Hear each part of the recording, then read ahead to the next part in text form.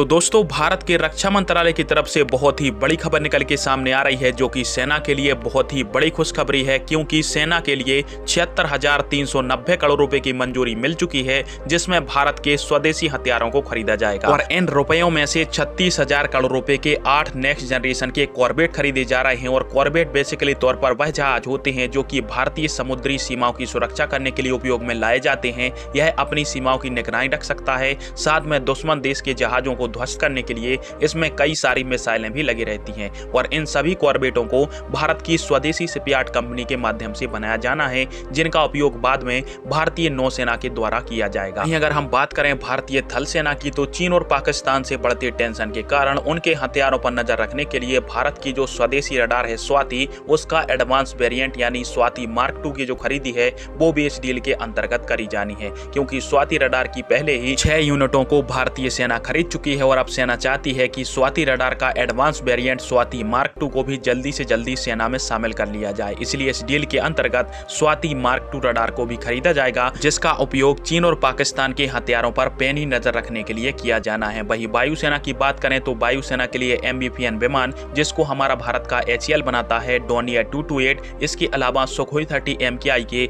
Arrow engine के निर्माण की जो मंजूरी है वो भी रक्षा मंत्रालय ने दे दी है। और इसके लिए भी पैसे आवंटित किए जा चुके हैं। जैसे सुखोई 30 MKI और भारतीय वायुसेना की जो कैपेबिलिटी है वो काफी ज्यादा बढ़ जाएंगी। और वहीं पर यदि हम बात करते हैं भारतीय थल सेना की, तो भारतीय थल सेना के लिए पहाड़ी इलाकों में चीन और पाकिस्तान का मुकाबला करने के लिए जो ब्रिज बनाने वाले टैंक होते हैं उनकी 50 से भी ज्यादा यूनिटों का ऑर्डर दिया जा चुका है। इसके अलावा स्पेशल भारतीय सैनिकों के लिए पहाड़ी इलाकों में चीन और पाकिस्तान से मुकाबला करने के लिए जमीन और पानी पर चलने वाले बख्तरबंद और हमलावर वाहनों का जो ऑर्डर है वो भी भारत के वैज्ञानिकों को दे दिया गया है, जिसके अंतर्गत भारतीय वायुसेना को 8x8 या 6x6 बख्तरबंद वाहन मिलेंगे, जो कि तीव्रगामी गति से पहाड़ी और दलदली इलाकों में आसानी से ऑपरेट हो पाएंगे। इसके अलावा दुश्मन देश के टैंकों को नेस्ते नाबूद करने के लिए कई सारी एंटी टैंक गाइडेड मिसाइलों का ऑर्डर भी भारतीय वैज्ञानिकों को सौंप दिया गया है। और भारतीय थल सेना के लिए दुश्मन देश के एरियल घुसपैठिए टारगेटों से निपटने के लिए 220 की संख्या में स्वदेशी एयर डिफेंस गन का जो ऑर्डर है